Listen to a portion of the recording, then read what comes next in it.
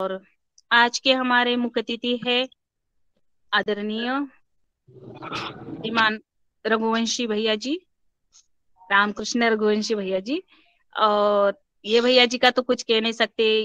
दिन भर पूरी ऊर्जा के साथ, एनर्जी के साथ रहते हैं, हसतमुख रहते हैं और उनके काम में व्यस्त रहते हैं।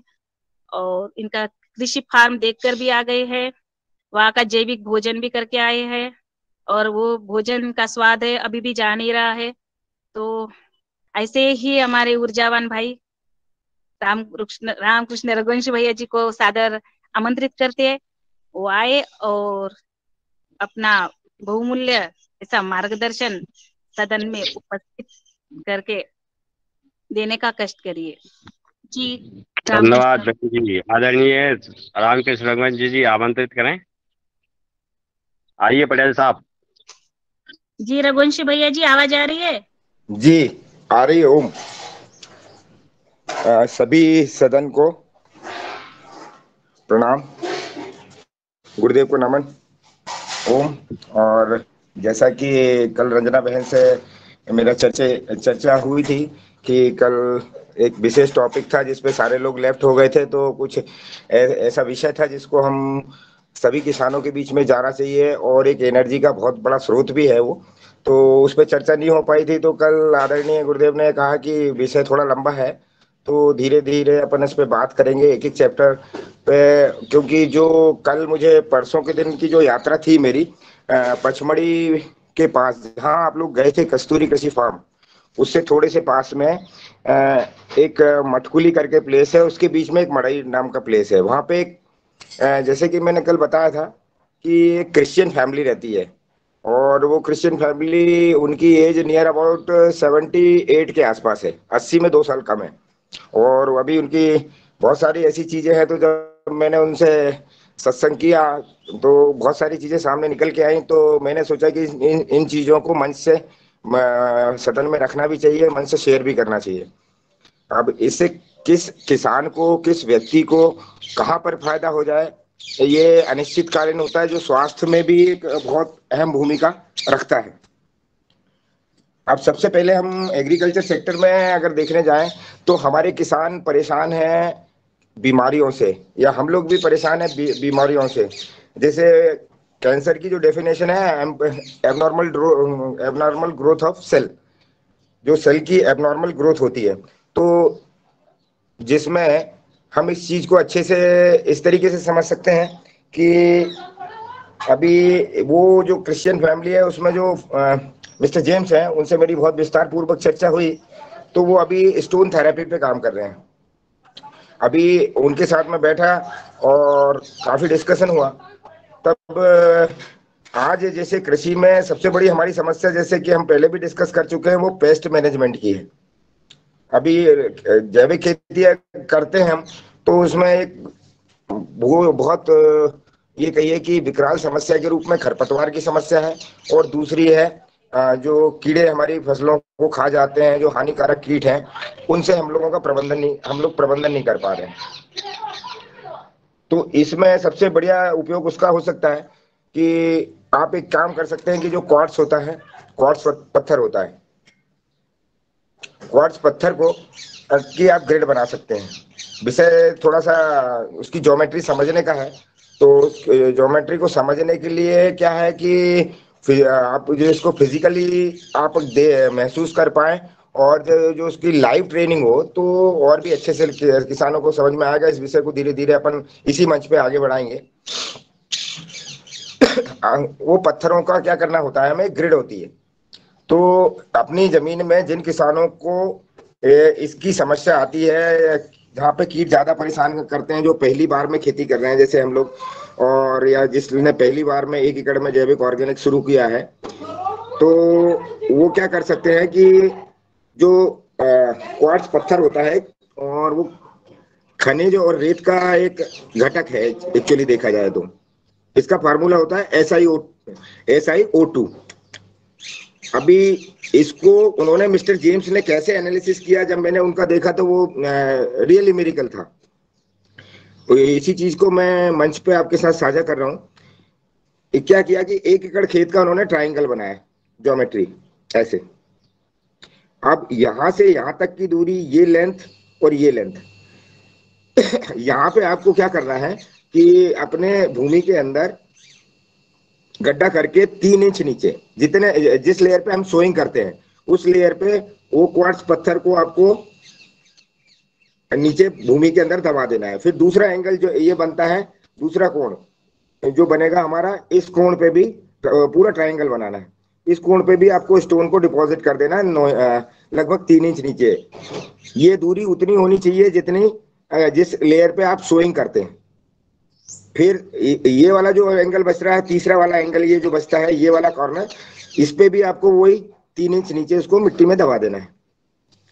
इसका मिरेकल ये है कि जब आप पेस्ट में, जब आप किसी भी क्रॉप को बो देंगे तो ये क्या करेगा, ट्रायंगल में ये जो क्वार्ट्ज पत्थर होता है, ये देखिए दो चीजें होती हैं सीधी।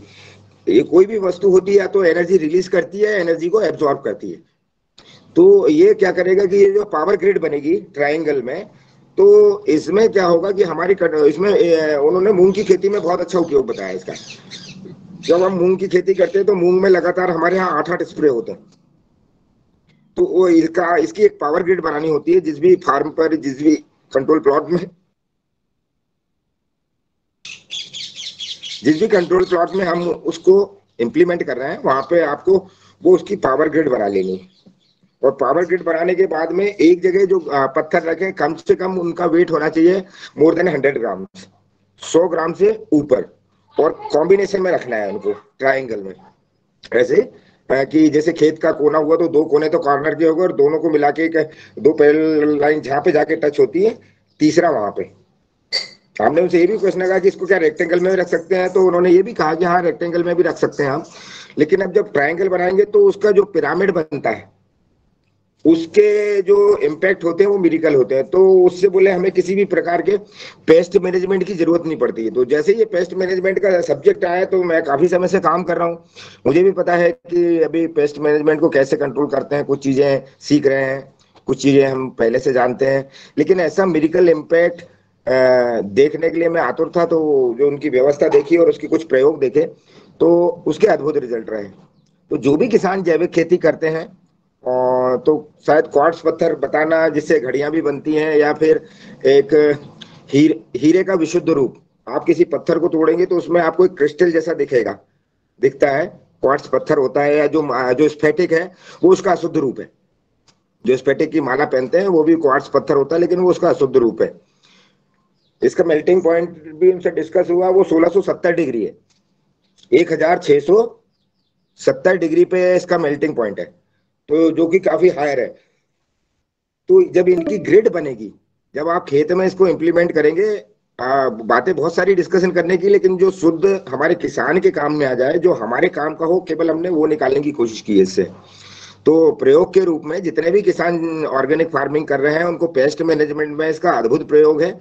आप ट्रायंगल बनाए, 2 कोने कोई से भी ले सकते हैं, तीसरा कोना दोनों को पैरेलल मिला के करना है। और यहाँ पर जहां जहां हमको ये लगाना है खेतों में, उसमें ये ध्यान, जितने लेवल पर आप सोइंग करते हैं, जैसे अगर 3 इंच पे दाना जाता है तो वो लगभग 2.5 से 3 इंच नीचे ही उनको मिट्टी में दबाना है। और ऐसे दबाना है जिसमें कोई वो दिक्कत, कोई उसको निकाले नहीं या वो निकल के बाहर ना आए। और ये सोइंग के पहले करना है ये प्रयोग। तो सोइंग के पहले हम जब ट्रायंगल बनाएंगे खेत में, और वो क्वार्ट्ज पत्थर का जब ग्रिड बनाएंगे, वो ट्रायंगल बनेगा, तो उसमें एक ऐसी एनर्जी का, ऐसी ऊर्जा का निर्माण होता है जिसमें कि जो कि इलेक्ट्रिक पावर के बराबर होती है। जैसे आपने देखा होगा सोलर फेंसिंग, जो सूर्य ऊर्जा की जो झटका मशीन भी आपने सुनी होगी, जिससे हम लोग भी उस पर काम करते हैं। अभी तो एक जगह मेरा भी काम चल रहा है। तो उसमें क्या है कि एक 18 किलोमीटर वाली मशीन आती है, एक 11 किलोमीटर वाली मशीन आती है, और छोटी भी आती है। तो आप अगर उस मशीन को ऑन कर देंगे तो उसमें से जो करंट का प्रभाव बहता है उसके 2.5 इंच दूर से वो झटका मार देती है, जो 18 किलोमीटर वाली होती है। उससे छोटी होगी तो फिर पास से, या फिर टच होने पे तो उसमें वेव्स ऐसी बहती है। तो सेम थिंग जो ट्रायंगल बनेगा उसमें जो वेव्स बहेंगी, तो उससे क्या होता है कि उसका जो विकर्षण होता है उससे क्या है, पेस्ट कंट्रोल बहुत अच्छे से होता है। उन्होंने मुझे जब बताया कि हम मूंग की खेती में इसके बहुत, उन्होंने कई सफलतापूर्वक प्रयोग किए हैं।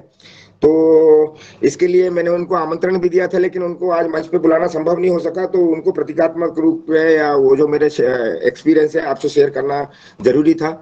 और हम किसान इसी समस्या से जूझ रहे हैं, और उनके साथ एक अभी हम लोग एक मिलके ईंट बना रहे हैं, ब्रेक। अब जैसे the great wall of China, अभी ये मोर देन 4000 ईयर ओल्ड है, 4000 साल पुरानी है। तो इस प्रकार से उसमें भी उसका उपयोग किया है, उस ग्रिड में भी, कि जो भूकंप आते हैं या उससे मकान डैमेज ना हो तो इसमें भी उसका उपयोग करते हैं वो। और ये उनकी टेक्नोलॉजी इटली की है, उनके पास वो लोग यहाँ से इटली चले गए थे, इसके बाद लौट के आए, तो वो तब से उसी पे काम कर रहे हैं, उनको 78 साल हो गए इस पे काम करते हुए। तो बड़ा आश्चर्य का विषय था।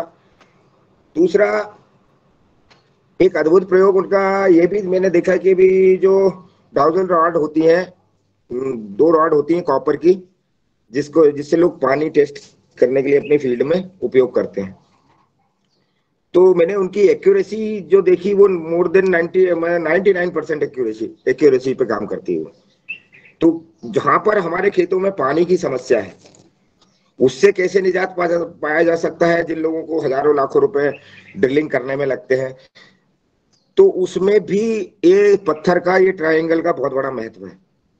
अभी इस चीज को हम और भी आगे जाकर धीरे धीरे इलेबरेट करेंगे। उनके साथ बहुत सारे मैंने नोट्स तैयार किए हैं जिसपे हमें काम करना है। लेकिन मैंने उनसे, मेरा पहला प्रश्न था कि आप सरलता से हमारे किसान इस टेक्नोलॉजी का, ये जो आपकी 78 साल की मेहनत है, इतने समय से आप काम कर रहे हैं, तो हमारे किसान कैसे उपयोग कर सकते हैं। तो उन्होंने मूंग की क्रॉप का मेरे को सहज और सरल उपयोग बताया। तो मैंने सोचा कि अभी इस चीज को मंच के साथ साझा करना चाहिए, और ऐसे जो हमारे बुजुर्ग लोग हैं, अभी आदरणीय रमेश चंद्र मेहरा जी हैं, और डॉक्टर डॉक्टर दुबे साहब हैं, और अभी जो हमारे यहाँ साथ जो पुराने जुड़े हुए लोग हैं, इनके पास ज्ञान का अथाह भंडार है। जितना आप ले सकते हैं उतना कम है। और अभी मैं तो इन सभी लोगों के विषय में यही बोलता हूँ कि हमारे लिए जैसे घर में हम जो ग्लास पॉट होता है, कांच का पॉट होता है, उसकी तरह ये लोग हैं। अभी इन लोगों से आप जितना ले सकते हैं, इनके पास ज्ञान इतना भरा हुआ है कूट कूट के। बस उनका ये शब्द था कि मैं देना तो चाहता हूँ, लेकिन किसको दूं, कोई योग्य पात्र नहीं दिखता जो इस चीज को आगे बढ़ाए। और बहुत सारे लोगों की ये टेंडेंसी होती है कि अगर मुझे कुछ नॉलेज है तो वो मेरे तक ही सीमित रहे, मैं इसको पॉपुलर कर दूंगा तो फिर बाद में क्या होगा। और मान लीजिए अगर ये दूसरे के पास टेक्नोलॉजी चली गई तो मेरे पास कुछ नहीं रहेगा। तो कुछ लोग इस सोच से रहते हैं, लेकिन कुछ लोग ऐसे भी हैं जो उस ज्ञान का प्रचार प्रसार करना चाहते हैं। तो जब भी हमें कोई नई चीज मिलती है, या जब भी हम कोई नई चीज देखते हैं, तो इस मंच से हमेशा शेयर करने की कोशिश करते हैं और करते रहेंगे, ताकि अगर हम एक किसान का भी जीवन बदल पाए, और एक किसान को भी अगर इससे फायदा हो गया, तो ये पूरा कार्यक्रम और जो हमारी यात्राएं होती हैं, निसंदेह इसमें खर्चा भी होता है, सब सारी चीजें होती हैं, तो वो सफल रहेंगी, और वो यथार्थ रूप में हम उसको मूर्त रूप देने में सक्षम होंगे। अभी जैसे उन्होंने जो मुझे बताया, जो मैंने आपसे मंच पे शेयर किया, इसमें चीजें बहुत सारी हैं। एक एक चीजें स्वास्थ्य के विषय में मैं आपको बताऊं, उन्होंने इतनी अद्भुत चीज बताई कि क्वार्ट्ज पत्थर से अभी जो एबनॉर्मल चाइल्ड होते हैं, जिनका जैसे कभी मानसिक विकलांगता होती है जिनको, या बचपन से ग्रोथ नहीं हो पाती है जिनमें, और कुछ या जिनका एज तो बढ़ जाती है, हाइट तो बढ़ जाती है, अंगों का विकास हो जाता है, लेकिन ब्रेन का डेवलपमेंट नहीं हो पाता। तो उसमें भी इसका अद्भुत प्रयोग है इस टेक्नोलॉजी का। और ये पावर ग्रिड से क्या होता है कि जैसे कभी कभी कुछ नस दब जाती हैं, 90% केसेस मैंने ऐसे देखे हैं कि जिनको अभी क्या होता है, शरीर तो बढ़ गया, बाकी सब कुछ ठीक है, लेकिन इनकी कोई एक नस दबने के कारण कोई परफेक्ट पर्टिकुलरली अंग काम नहीं करता, या तो मुंह तिरछा हो जाएगा, या फिर उनकी जिब्या से माँ, पापा, पिता, जो भी जो संबोधात्मक शब्द होते हैं वो नहीं बोल पाते हैं बच्चे। तो वो बच्चे माँ बाप के लिए एक बड़ा चिंता का विषय होते हैं। पूरा जीवन वो उसको केयर टेकिंग में लगा देते हैं। जो पूरा पैसा हमने जीवन भर से कमाया वो भी उसमें चला जाता है। तो ये जो टेक्नोलॉजी है, पुरानी टेक्नोलॉजी है, जो पुराना हमारा इतिहास है, और जो हमारे बुजुर्ग हैं, इनके पास जो ज्ञान है, उस ज्ञान का अगर हम यहाँ पर उपयोग करते हैं, और साथ में एक बड़े पैमाने पे इसका प्रयोग होता है। जब 10 विद्यार्थी एक परीक्षा में बैठते हैं तो जरूरी नहीं है कि सभी के 80% अंक आए, लेकिन कोई दो उसमें ऐसे होते हैं जो 80% या मोर देन 80%, 100%, 99% के आसपास जाते हैं, जिसको हम टॉपर बोलते हैं। तो अगर हमारे 10 किसान इस टेक्नोलॉजी का उपयोग करते हैं और इसमें से दो भी अगर उस में परिपक्व हो जाते हैं, मास्टर बन जाते हैं, तो वो फिर ऊर्जा का क्षेत्र धीरे धीरे धीरे धीरे बढ़ता चला जाएगा।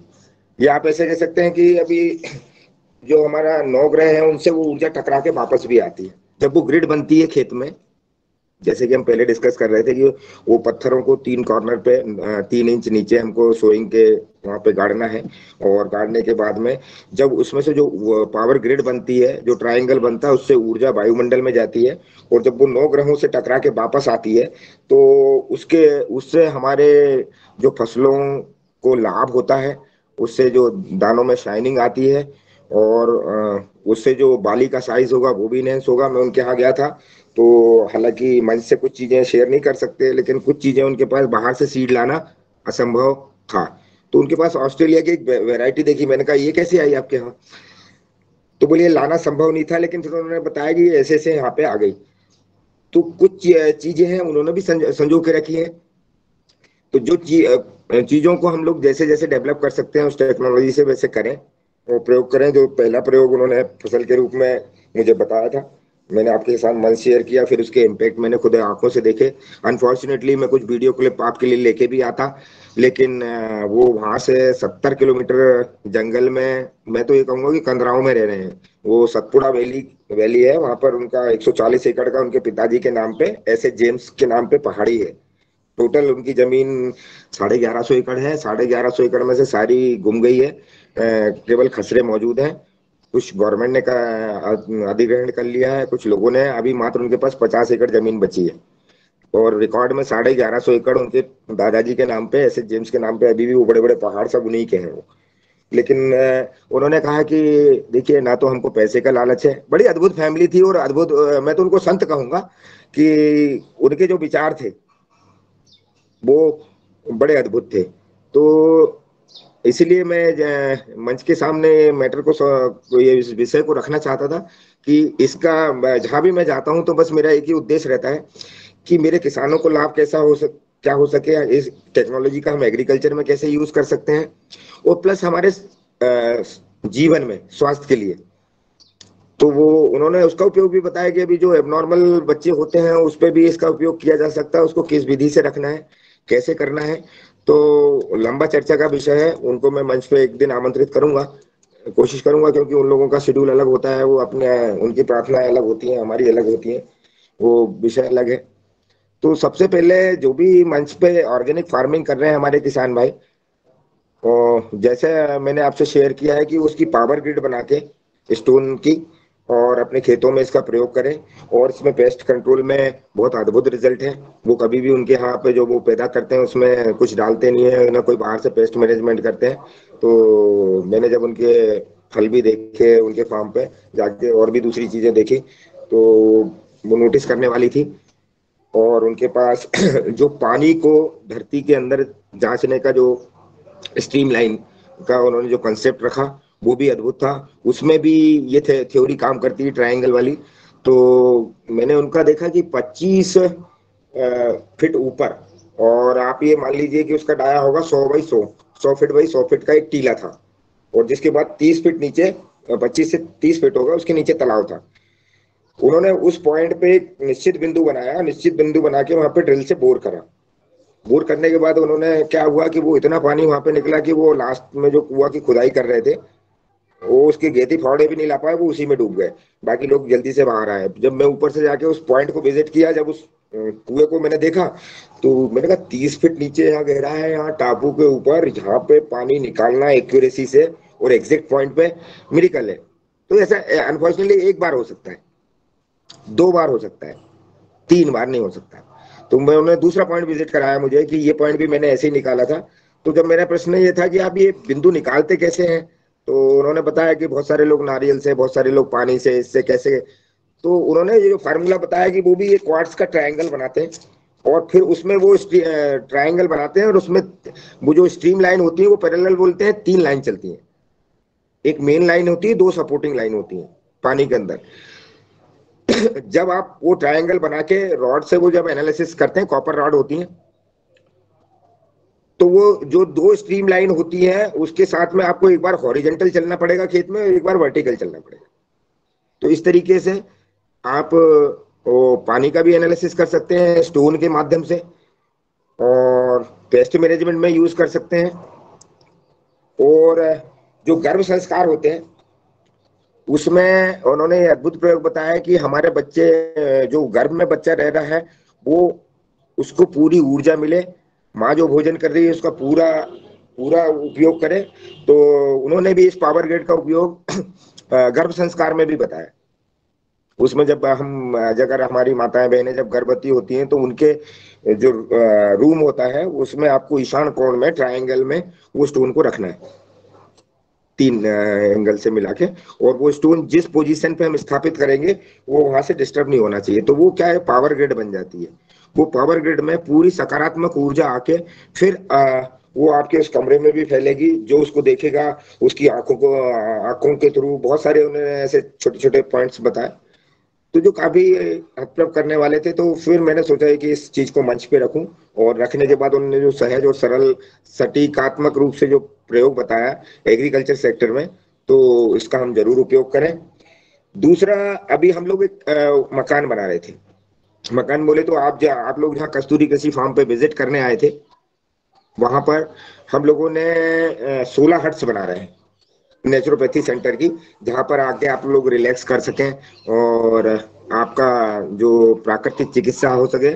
तो उसके लिए हमें फैब्रिकेशन और वो सब हमारा कैलकुलेशन चल रहा था। तो जब मैंने ये विषय से डिस्कस किया तो बोले आप जो बना रहे हैं उसकी लाइफ कितनी है। मैंने कहा मोर देन 50 टू 60 ईयर्स। आज जो हम आरसीसी के जितने ये मकान देख रहे हैं, जितनी दीवारें देख रहे हैं, जिस मकान में आप लोग रह रहे हैं, इसकी उम्र कितनी है? कुल 50 से 60 साल, मैक्सिमम 70 साल। इसके बाद ऑटोमेटिक मकान में क्रैक्स आने लगेंगे, सीमेंट भी खत्म हो जाएगी, लोहा भी खत्म हो जाएगा, और वो मकान जर्जर होके गिर जाते हैं। कई ऐसे हादसे हो चुके हैं। अभी उनसे जब मैंने डिस्कशन किया तो बोले आप इसी मकान को, इसमें ना तो कोई बीम की जरूरत है, ना कोई कॉलम की जरूरत है, और ना कोई इतना आरसीसी लोहा वोहा की जरूरत है। आप केवल जो ब्रिक्स हम बता रहे हैं उस तरीके से अगर आप ब्रिक्स बनाएंगे तो उस मकान को आप 3000 साल 4000 साल तक कुछ भी डिस्टर्ब नहीं होगा। तो जब उसका पैरामीटर मैंने उनसे जांचा तो वही था कि अभी 2 foot by 1 foot by 8 inch की ब्रिक होती है। उसका फार्मूला इतना सरल था, 2% आपका कैल्शियम, ये आपका लाइमस्टोन, 2% सीमेंट, 4% रेत, और क्ले सॉइल जो हमारी मिट्टी होती है, जो मतलब ऊपर की जिसमें ऑर्गेनिक मैटर ना हो, ऊपर की मिट्टी हटा दीजिए, नीचे की मिट्टी ले लीजिए और उसको अच्छा छान लीजिए, डस्ट बना लीजिए। उसमें 4% रेत मिला दीजिए, 2% लाइम मिला दीजिए, और 2% सीमेंट मिला दीजिए, और इसकी ब्रेक है। तो वो ब्रेक हमारी रेडी हो रही है, बहुत जल्दी मैं आपसे साझा करूंगा, शेयर करूंगा। और जब इससे हम जो दीवार बनाएंगे, और जब वो इंटरकनेक्ट का जब मैंने उनसे क्वेश्चन किया कि भाई कॉर्नर पे हम जो कॉलम लेके जाते हैं उसका कैसा इसमें रहेगा, ये क्रैक कैसे नहीं आएंगे, तो उन्होंने उसकी ट्रिक भी मुझे बताई कि आप इसको इस ढंग से बनाएंगे तो 5 मंजिला में इमारत खड़ी कर सकते हैं। पानी से इस ईंट को कोई नुकसान नहीं होगा, इस मकान को कोई नुकसान नहीं होगा। दूसरा, बाहर का जो वातावरण है, गर्मी में ये मकान ठंडा रहेगा और ठंडी में ये मकान गर्म रहेगा। इसमें एसी की आवश्यकता नहीं पड़ेगी। तो उसका एक मॉडल हम लोग तैयार कर रहे हैं उनके मार्गदर्शन में।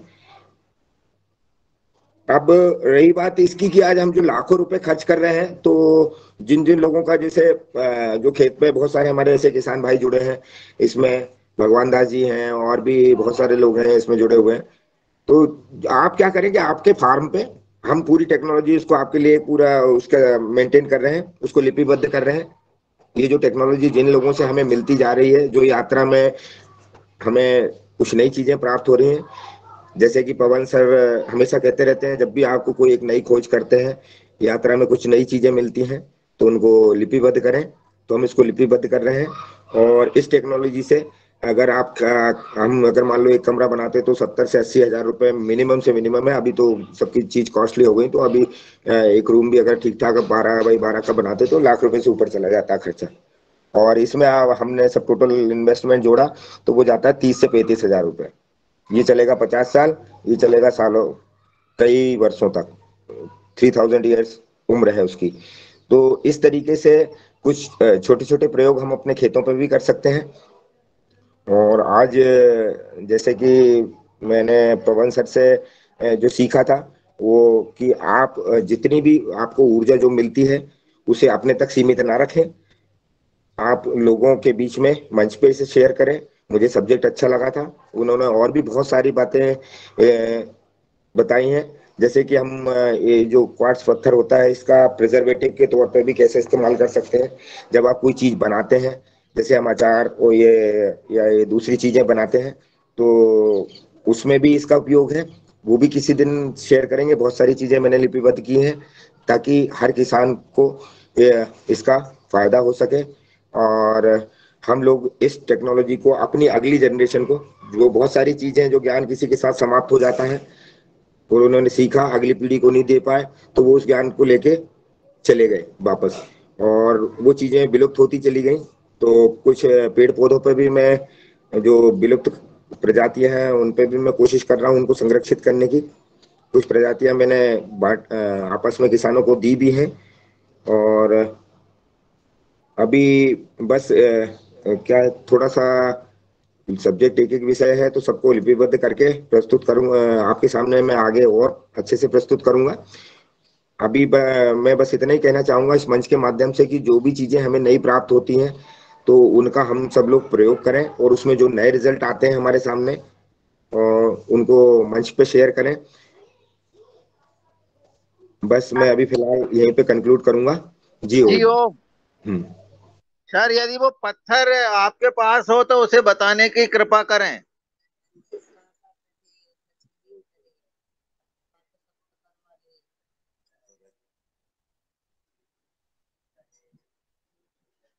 अनम्यूट कर लें, अनम्यूट रघुवंशी जी, अनम्यूट, म्यूट हैं आप। ओके। देखिए वो पत्थर बहुत आसानी से सब दूर उपलब्ध है। आप जब भी जाएंगे नर्मदा में या जाएंगे तो कोई एक वाइट पत्थर दिखता है। जब पत्थर को आप फोड़ेंगे तो उसके अंदर ऐसे क्रिस्टल टाइप से दिखते हैं आपको। और मैं आपसे स्क्रीन शेयर करने की कोशिश करता हूँ। ये देखिए मेरे पास कुछ फोटोग्राफ्स हैं उसके, या फिर मैं नदी में जाऊंगा।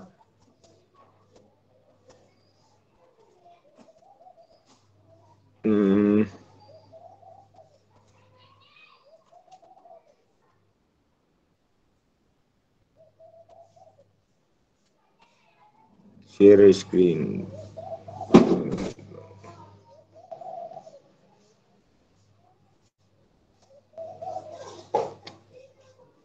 देखिए कोई शायद टेक्निकल प्रॉब्लम आ रही है, इस वजह से मैं स्क्रीन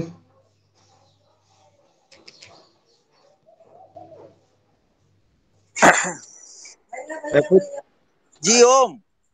सर जी इसके जी ओम पहले भी जी ओम। अपने को पत्थर के प्रयोग के संबंध में ये बताया गया था कि यदि हम इन पत्थरों को डिकम्पोज करते हैं तो जी उसका प्रभाव भी पड़ता है, जी और वो भिन्न भिन्न कलर के पत्थर होते हैं। तो इस पर आपका क्या विचार इस थेरेपी के माध्यम से हो सकता है? नहीं, देखिए क्वार्ट्स जो पत्थर है इसकी घड़ियां बनती हैं, और इसमें ये ऊर्जा का एक बहुत बड़ा स्रोत है। ये एनर्जी, ये सकारात्मक ऊर्जा को ग्रहण करता है और इसी को स्प्रेड करता है। ये समझिए कि अगर हीरा हम बोल रहे हैं, डायमंड बोलते हैं, तो डायमंड का ये पहला वाला कुल है। मतलब इसके बाद वाला जो कुल है, ये डायमंड का ये समझ लीजिए सगा भाई है। आप ऐसा भी कह सकते हैं। तो वो जो आप जिस थ्योरी की आप बात कर रहे हैं उसमें क्या होता है, क्षरण होता है, और इसका मेल्टिंग पॉइंट है 1670 डिग्री। तो ये 1670 डिग्री पे जाके मेल्ट होता है। तो इसलिए आप आप जब डिकम्पोजर में इसको डालेंगे, तो मैं अभी ऐसा मैंने उनसे बात भी की थी, चर्चा भी की थी, लेकिन उन्होंने बोला इसके उसमें आपको रिजल्ट नहीं मिलेंगे। ये इसको आप पावर ग्रिड की तरह अच्छे से इस्तेमाल कर सकते हैं। मतलब हम ये कह सकते हैं कि ये ठीक उसी तरीके से जिस प्रकार से हम नीम के तेल का दिया लगाते हैं तो मच्छर नहीं आते हैं। तो ये इसकी ऊर्जा को हम उस प्रकार से उपयोग करने तो उसके बेहतर रिजल्ट होते हैं, क्योंकि इसमें क्षरण बहुत कम होता है। आप इसको डिकम्पोजर में डालेंगे और बाद में 1 महीने बाद भी उसका वेट निकालेंगे तो 1 मिलीग्राम का भी फर्क नहीं आएगा। जी ओम। जी ओम। एक और था कि जी जैसे ये बेलजी जी कहते हैं कि आप जो है जी अग्निहोत्र की जो भस्म होती है जी। उसको भी यदि आप उसमें डाल देते हैं जमीन में तो वो सकारात्मक हो जाती है, इसका क्या है? देखिए, भस्म का तो अभी बहुत अच्छा प्रयोग मैंने पहले भी बताया था। अभी जैसे आप एक काम करिए, छोटा सा प्रयोग बता रहा हूँ आपको। आप मोरिंगा ले लीजिए। ड्रमस्टिक को सभी पहचानते हैं। मुनगा, मुनगा कहीं उड़िया में उसको मुनिगा बोलते हैं, गुजराती में सुरागबो, और हमारे मध्य प्रदेश में मोंगना। ऐसे प्रकार से अगर चरक संहिता में देखेंगे तो इसके 18 नाम है। जो ड्रमस्टिक है मोरिंगा, इसका बॉटनिकल नेम है मोरिंगा ओलिफेरा। तो इसके आप देखेंगे तो 18 नाम है और इसके 5 अंग प्रयोज हैं। अभी जैसे आपने बताया कि भस्म का है, तो अभी आप एक काम कीजिए, छोटा सा प्रयोग बता रहा हूँ। आप मुनगा का पूरा पेड़ ले लीजिए, पुराना हो तो ठीक है, नहीं तो एक डाली काट के ले आइए इतनी बड़ी, और उसको सुखा लीजिए, जिसमें उसकी पत्तियां भी हो, जड़ भी हो, तना भी हो, और नहीं हो तो आधा हिस्सा हो, 2% हो, 3% हो, एक डाली के ले आइए, उसकी चॉपिंग कर लीजिए, सुखा लीजिए, और माचिस लगा के भस्म बना लीजिए। आप एक गमले में डाल के देख लेना, आपको पता चल जाएगा कि ये जो भस्म खाद है, भस्म में क्या होता है कि ये खनिज का भंडार होता है, और जो पूरा पौधा जो बनता है। अभी देखिए, अभी जैसे ये प्लांट मैं आपको दिखा रहा हूँ। अभी ये पौधा है कोई भी, या ये पौधा पकड़ लीजिए, ये तुलसी का प्लांट है मेरे पीछे। तो इसका जो 70% हिस्सा है ये किससे बना है? वायुमंडल से।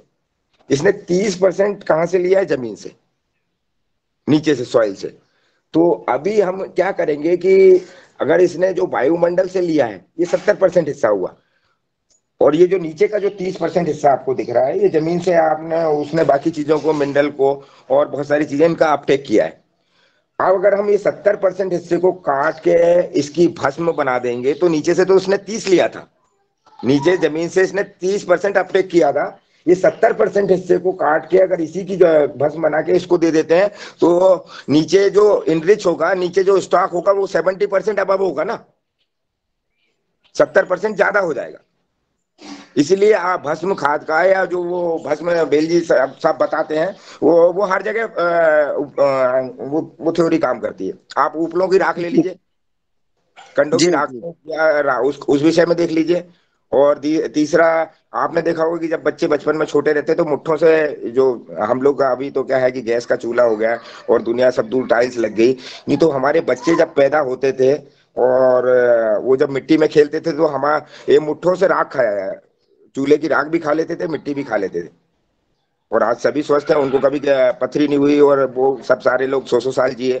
तो ये थ्योरी समझने की है हमारी, कि इसमें जो 70% हिस्सा है वायुमंडल से तैयार हुआ है और 30% सॉइल से तैयार हुआ है। अब जब ये 70% की हम काट के भस्म बनाएंगे, जमीन को हमको लौटाना था 30%। अगर एक पौधा तैयार हुआ है तो इसमें से जमीन का जो हिस्सा था जो उसको वापस करना था वो 30% था। जब हम 70% को एक्सट्रैक्ट फॉर्म में ला रहे हैं, पहले तो उसको जला रहे हैं, जलाने के बाद उसमें जो एक्सट्रैक्ट फॉर्म में जो बच रहा है उसको ये ट्रेस मिनरल जो होते हैं, जो ट्रेस मिनरल होते हैं उनको रिलीज करके दे रहे हैं, मतलब पका पकाया उसको जब मिलता है तो अद्भुत ग्रोथ आती है। तो ये फार्मूला काम करता है रमेश जी। जी जी हो। ओम। और अभी इससे संबंधित किसी का कोई प्रश्न हो या किसी को कोई चर्चा आगे बढ़ाना हो, या जिसमें जो भी इससे संबंधित कोई चीज हो तो आप पूछ सकते हैं। श्री ओम। जी हो। रघुवंशी जी, जी इसे क्वार्टेज पत्थर के संबंध में मेरा भी एक अनुभव मैं आपको सबको शेयर करना चाह रहा हूँ। बिल्कुल बिल्कुल जी, करिए। पहले जब मैं फॉरेस्ट में नौकरी करता था, डिस्पेंजर था जब जी 77 में, जी तो मैं ये देखता था कि वहाँ के जो आदिवासी लोग हैं जी। वो क्वार्टेज पत्थर को एक्चुअली ये लोग बोलते हैं चकमक पत्थर। हाँ जी, चकमक, ये हाँ, ये आप बिल्कुल सही बोल रहे हैं। तो ये चकमक पत्थर जो है ना, जी वही एक पत्थर होता है जो जिससे वो आग पैदा करते हैं, और जी सैमल की रुई लगा के और पत्थर घिस के लोहे से खींचते हैं उसको, और आग पैदा हो जाती है। तो ये कीट पतंगों के लिए करते थे, ये तो मुझे आज पता लगा। किंतु जी मैंने देखा कि एक चौकोर और त्रिकोण आकृति बना के ये अपने जी खेत में अ, रखते थे, जी। मतलब दड़ा देते थे नीचे, करीब करीब 4 इंच नीचे। हाँ, वो तो वो मुझे लेवल वही होता है। वो एक नोट करने वाली चीज है कि वो लेवल वही होता है जिस लेवल पे आप सोइंग करते हैं। जितने हाँ, गहराई तो पे वो लोग, आपको अनाज अनाज डाल रहे हैं उसी गहराई पे वो ग्रिड बनाना होता है, ट्रायंगल। जी तो वो गड़ाते थे। जी। और उनके उसमें कीट पतंग नहीं आते थे या आते थे, ये अब यदि मैं कभी किसी से पूछूंगा तभी बता सकता हूँ, किंतु ये गड़ाते तो थे जी चकमक पत्थर को। जी। और ये तीन तीन कोनों पे गड़ाते थे वो, मुझे यहाँ तक ख्याल है। बिल्कुल सही, वो ट्रायंगल ही बनता है गुरुदेव उसका। वो ट्रायंगल तो के ये पीछे जब बहुत मैं सारी। सन 77 में स्ट्रेंजर था तब की बात है ये। और आज आपने एक नया प्रसंग छेड़ा तो मेरा भी मन हुआ कि भाई बताऊं कि मुझे इसका क्या उपयोग था। मैंने कभी विचार ही नहीं किया, उस पर सोचा ही नहीं कभी। नहीं, वो पेस्ट मैनेजमेंट में बहुत अच्छे से काम करता है और बहुत अद्भुत प्रयोग है उसका, फसल को बहुत अच्छा बनाने के लिए और कीट पतंगों से बचाने के लिए। जी हो। वो अद्भुत है। और आप जो बोल रहे हैं, जो आदिवासी लोग जो जानते थे, तो हम बोलते हैं कि आज हमने कुछ नहीं किया है। जितना भी जो हो रहा है, जो पहले किया था उसका 1% भी हम नहीं कर पा रहे हैं। मैं तो मंच से भी इस बात को बोला हूं कि जितने भी केबी के और दुनिया भर के ये खड़े हुए हैं, वे उसका एक जो पुराना रिसर्च हो चुकी है उसका 1% भी इन्होंने नहीं कंप्लीट किया है। 99% अभी बचा हुआ है। तो ये जो टेक्नोलॉजी उन आदिवासी लोगों के पास थी, लेकिन वहां से कोई इसको एक्सट्रैक्ट नहीं कर पाया, वो शोध का विषय नहीं बन पाया, या फिर इस चीज पे आगे काम क्यों नहीं हुआ, केबीके ने काम क्यों नहीं किया, सरकारों ने काम क्यों नहीं किया, या हमारे यहाँ हम ये कहें तो जो रिसर्च के लिए पैसा जारी होता है वो हमारा 5% से भी कम है। फॉरेन में ये फंड को आप देखेंगे, जो रिसर्च स्टडी पे जो पैसा खर्च होता है वो हमसे कई गुना ज्यादा है। और इस मामले में हम बहुत पीछे हैं। इसलिए एक अभी अभी इसमें क्या होता है कि अभी मान लो कोई रिसर्च हमको करना हो तो उसके लिए हमको फंड का क्राइसिस रहेगा, आने जाने का, फीडिंग का, हमारे परिवार मैनेजमेंट का। वहाँ इस चीज से, फॉरेन में ये चीज मुक्त है कि अभी अगर आपको किसी एक विषय पे, सब्जेक्ट पे आप रिसर्च कर रहे हैं और कोई बहुत अच्छी चीज है, तो उसके लिए विदेशों में इसके लिए हमारे देश से 5 गुना फंड होता है, 5 टाइम्स मोर देन। अभी इंडिया में बहुत ये कम है, इसीलिए हमारे यहाँ अभी साइंटिस्ट साइंटिस्ट ज्यादा बन नहीं जी पाते। हो। जी जी ऑक्सफार्म ने हमारे यहाँ के जितने भी वैद्य थे जी उन सब से उन जड़ी बूटियों के संबंध में जानकारी ले ली है और लेकर के गए हैं। और जी वो जो भी हमारी पुरानी परंपराएं थी उस पर उन्होंने बहुत ऑक्सफार्म ने बहुत रिसर्च करके सारी चीजें ले गए। और अब वो उसे विज्ञान के उस कसौटी पर कसकर हम हम्म। ही को वापस कर रहा है। जी ओम। नहीं, बिल्कुल सही कहा मेहरा साहब आपने कि जो हमारे पास अद्भुत खजाना था, ये लोग वहां से ले गए, उस पर रिसर्च करे। ऑक्सफोर्ड यूनिवर्सिटी में जितने कंसेप्ट पे आज रिसर्च हो रही है, उसमें से आप ध्यान से देखेंगे तो मोर देन 70% केस स्टडी हमारे यहाँ की है। यहाँ से वो चीजों को लेके गए, वहां पे शोध कर रहे हैं और फिर वहां पे उनका रिसर्च पेपर जारी हो रहा है। लेकिन वो मतलब फ्रीली माइंड से इसलिए उस पर काम कर पाते हैं, दीवानेपन से समर्पित हो गए, कि उनको बाकी क्राइसिस नहीं देखना है, फैमिली को नहीं देखना है कि फैमिली में कोई प्रॉब्लम है, या फिर उनका बाकी और संसाधन जो है, आजीविका के संसाधन है, उसमें नहीं देखना है, क्योंकि उनको रिसर्च करने के लिए पर्याप्त फंड मिलता है। और यहाँ पे हमारे यहाँ जो वैज्ञानिकों ने रिसर्च की है, जिन्होंने काम किया है या जो शोध कर रहे हैं, आपने देखा होगा हमारे यहाँ की एक तस्वीर वायरल हुई थी जिसपे मिसाइल मैन के नाम से आदरणीय अब्दुल कलाम साहब को जाना जाता, तो वो साइकिल पर रॉकेट लेके जा रहे थे। तो इससे आप अंदाजा लगा सकते हैं कि यहाँ पे रिसर्च के लिए क्या व्यवस्थाएं हैं, क्या सुविधाएं हैं। इसलिए हमारे बीच की चीजें, हमारे बीच के इतने ज्यादा वैज्ञानिक हम नहीं बना पा रहे हैं, इतनी ज्यादा चीजें निकल के नहीं आ पा रही है, इंफ्रास्ट्रक्चर भी नहीं, पर्टिकुलरली उसके लिए फंड भी नहीं है। जी ओम, जैसे इनको क्या होता है, जितने भी हमने रिसर्च स्टेशन देखी है उनमें जी यह होता है कि उनको एक मतलब दे दिया जाता है, जैसे पाठ्यक्रम है कि भाई इस पाठ्यक्रम के अंतर्गत ही आप काम करेंगे, इसी को पढ़ाएंगे, इसके अलावा नहीं पढ़ाएंगे। और उन्हें परीक्षा में वही पाठ्यक्रम से पूछा जाता है। इसी तरह से इनको भी ये बना दिया जाता है कि या तो रसायन पे काम करो या जो भी है, तो वो एक निश्चित ही हो जाता है। उसके बाहर यदि वो जाते हैं तो वो कहते हैं ये व्यर्थ अपव्यय है। बिल्कुल बिल्कुल सही बोल रहे हैं, क्योंकि वहाँ वहाँ वो क्या है कि वो जैसे अर्जुन ने को एक उसकी आग दिखती थी, किसकी, मछली की आंख। तो वो वहाँ लक्ष्य को सामने शोधित करके, लक्ष्य को रख के वहां पे काम होता है। इसलिए क्या है कि सब्जेक्ट यहाँ से उठाते हैं, रिसर्च वहां होती है, पब्लिश वो होते हैं, नाम उन लोगों का होता है। लेकिन पहले भी हमारा देश इन सब चीजों में आगे था, बस इन चीजों को, इन कंदराओं में रह रहे साधुओं से, जो पुराने एजेड लोग हैं उनसे बस उस ज्ञान को लाके सदन में रखना है, उसको लिपिबद्ध करना है, ताकि हम अगली जनरेशन को इस ज्ञान को ट्रांसफर कर सकें। जी आदरणीय ओम। जी जी आदरणीय, भगवान दास जी। अच्छा बताया आपने। जी अब मेरे पास नंदी है जी, देख जी। रहे हैं आप। हाँ हाँ जी हाँ, अभी ये 22 महीने का हो गया है। बहुत तो बढ़िया। ये कितने कितने साल बाद अपन इसका उपयोग कर सकते हैं? मैंने कितने दिन का हो जाए तो इसका उपयोग करें अपन? भगवान दास जी, इसको अभी जब तक ये 3 साल का ना हो, जी जब तक ये 36 महीने का ना हो, जी जी और थोड़ा सा इसका डाइट चार्ट भी डॉक्टर से पूछ लें। आपके यहाँ वेटनेरियन होगा, या फिर मैं आपको एक, मेरे पास सूची है उसकी, तो वो मैं आपको सेंड कर दूंगा। तो उस हिसाब से इसका डाइट चार्ट मेंटेन रखें, थोड़ा सा कैल्शियम का इसका विशेष ध्यान रखें जी इसकी डाइट में। तो ये अभी एक दिन और बात हुई थी हमारी, शरद जी भी शायद मंच पे मौजूद है। एक है वो, उन्होंने वहां से बछिया लेके आए, जबलपुर में ही है जी कोई, और जबलपुर में, आपके जबलपुर में ही कोई काम करता है, तो उन्होंने बछिया लेके आए, और उसका बछिया का ही धंधा है। तो वो गाय बना के बोले 22 से 24 महीने में गाय जन जाती है उनके यहाँ, जी। मतलब विदिन। बसिया को। हाँ, बछिया को 2 साल से ऊपर की बछिया उनके यहाँ जनी होके गाय बना के वो सेल करते हैं। तो वो, उसके लिए उन्होंने शरद जी को क्या किया था, मिनरल मिक्सचर दिया था, कि जो साइलेज शरद जी के यहाँ से जा रहा था, उन्होंने कहा कि भैया ये 25 किलो का बैग है, आप एक को हमारा जो साइलेज बन रहा है इसमें इसको मिला दीजिएगा। तो उनके अनुसार अभी आप इन सब चीजों को देखेंगे तो आप थोड़ा सा बस, अगर आप नंदी अच्छा बनाना चाहते हैं तो उसका डाइट चार्ट मेंटेन करें। और जी मक्के के ऊपर बेस्ड जो साइलेज है ना, जी अभी उसका इस्तेमाल वो करके, वो बोलते हैं कि मक्का का साइलेज खिलाने से ग्रोथ बहुत ज्यादा आती है जानवर में। जी जी हाँ, अच्छा, ये एक चीज प्रमाणित भी हुई है। आदरणीय शरद भैया के यहाँ आप लोग गए थे, आप लोग विजिट करके आए, क्या देख के आए मुझे तो नहीं पता, लेकिन आपने साइलेज का चमत्कार उनके घर के पीछे देखा नहीं होगा। अगर देखा है तो आप बताएं, आखिरी में मैं शेयर कर दूंगा कि वो क्या चीज थी। आप लोग सब बस से वहां गए थे, तो आपने एक तो साइलेज देखा, और क्या चीजें वहां से चुरा के लाए उनके घर से, वो जरा थोड़ा बताइए, नहीं तो फिर मैं आपसे शेयर करूंगा। जी। अब उधर बस साले देखा उनका, और जी कंडे से गोबर से लकड़ी बनाना देखा, गमला देखा। ठीक है, 2 चीज। अपना और वो सेम बल्लर बोलते हैं वो देखा। हाँ, बल्लर देखी, चलो 3 हो गई। बल्लर जी है। और और भी कुछ था वहां?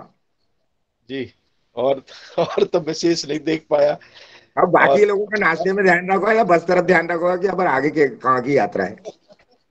जी जी भाई कहीं देखो ना, आप क्लास में जब बैठते हैं तो मैंने कहा ना, सबके 80% नंबर या 90% नहीं आते हैं, उसमें कुछ ऐसे जी होते हैं जिनको ग्रेस मार्क से पास होते हैं, कुछ 35 नंबर से पास होते हैं, ऐसे ही चलता है वो तो, ठीक है, नॉट। लेकिन मैं ये बोल रहा हूँ कि जो प्रबुद्ध लोग हैं, जो बुद्धिजीवी लोग हैं, वो जहां पर भी यात्रा में जाते हैं, हमारे पिताजी ये कहते थे कि यात्रा और ज्ञान कभी बेकार नहीं जाता। जैसे मान लीजिए आज मेरा, मैं 2,000 रुपये पर डे का आदमी हूँ, है ना।